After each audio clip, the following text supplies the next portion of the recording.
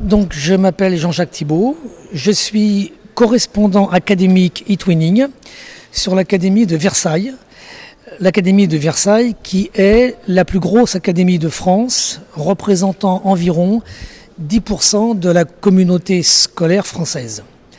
Je représente aujourd'hui le Bureau national e-twinning français, le NSS français, et j'ai donc été invité à cette première conférence tunisienne en tant que représentant du Bureau national français.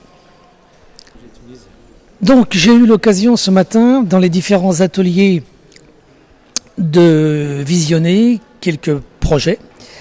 Tout d'abord, je dois dire que j'ai été surpris effectivement d'une part par la qualité, mais aussi par l'ambition de certains projets.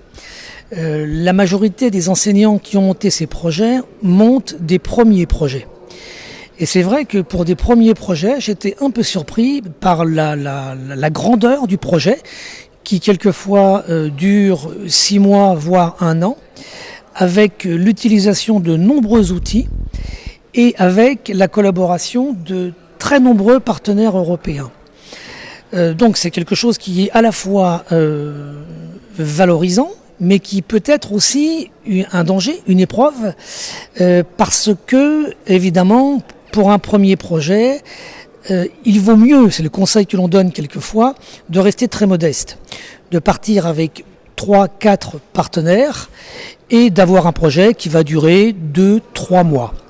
Cela dit, bien évidemment, le fait de se greffer sur un projet déjà existant est aussi quelque part une sécurité, surtout quand on a affaire à des partenaires qui sont déjà aguerris et qui maîtrisent bien les outils e-twinning, notamment l'utilisation du TwinSpace. Voilà, donc ce que je dirais, c'est que ce que j'ai noté aussi, c'est l'engouement, la fougue des enseignants et des élèves qui sont extrêmement motivés. Et ça, c'est un point qui est vraiment positif, parce que c'est le moteur quand même qui fait avancer le projet, la motivation de l'enseignant. Et puis après, l'utilisation des outils, notamment les outils du Web 2, m'a également surpris. J'ai vu de l'utilisation de la vidéo, l'utilisation de wiki, d'outils comme Padlet ou comme Voki, ou qui sont des outils que l'on trouve souvent dans les projets e-twinning, mais pas forcément pour des premiers projets. Donc voilà, moi mon sentiment c'est une forte motivation qui fait que les enseignants n'ont pas eu peur de se lancer dans des projets conséquents qui duraient plusieurs mois et en utilisant de multiples outils. Donc bravo. Et à côté de ça, je dirais attention de ne pas prendre peut-être ça comme modèle. Il faut oser lancer peut-être des petits projets plus modestes et qui vont peut-être permettre, c'est peut-être le point faible que j'ai noté quelquefois, c'est vraiment de se décentrer et de travailler en collaboration plus forte avec son partenaire. Le danger quelquefois, c'est de rester un peu replié sur soi-même, de travailler sur sa culture, sur sa manière de vivre, sur son histoire, et ensuite de proposer ce résultat aux partenaires.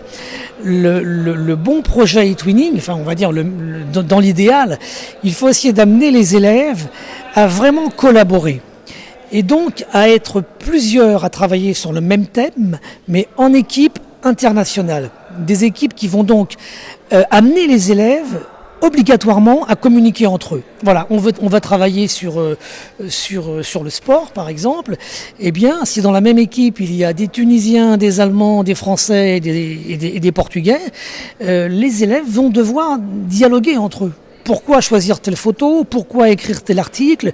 Et donc là, il y a vraiment collaboration, il y a échange. Et le danger, c'est un petit peu ça, c'est-à-dire de se replier un petit peu sur ce qu'on connaît, c'est-à-dire sa culture, et travailler un petit peu tout seul dans son coin.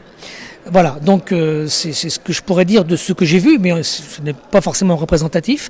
En tout cas, encore une fois, j'ai été vraiment surpris par l'engouement, la motivation des enseignants, et des élèves qui ont présenté eux-mêmes leur projet et qui vraiment en tirent, à mon sens, de multiples bénéfices. La chose est claire. Et voilà, penser que eTwinning pour la Tunisie date de quelques mois, on peut dire, c'est vraiment à la fois encourageant et surprenant. Merci. Hein, bravo. Bravo.